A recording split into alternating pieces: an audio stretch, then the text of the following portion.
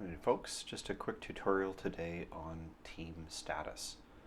You may have noticed in a few places that the team status is referred to. For example, under team assignments, it's there in a column, or on the ops dashboard, it'll be displayed for the currently deployed teams.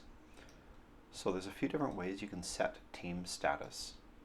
The best way, in my opinion, is by using this program to do the comms log.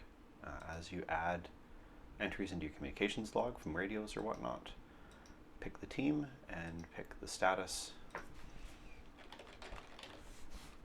And by doing that, you'll see we've set the team status now to pre-mission prep. And on the ops dashboard, there they are in the currently deployed teams in the pre-mission prep status. There's a few other ways you can do it as well if you're not doing your comms log here.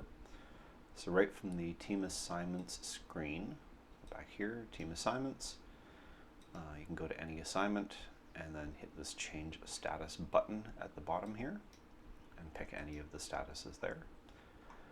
So we'll have them heading out. So just update status. You'll see they're now changed to travel to assignment, and back in that comms log there's an automated entry just to do that status change.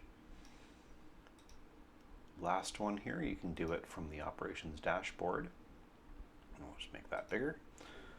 So you can go to any assignment and hit this little cog, update team status from there, and you can set them to, for example, needing attention. Highlights it bright yellow for you. Hope that's helpful for you, and I'll do some more of these tip videos soon.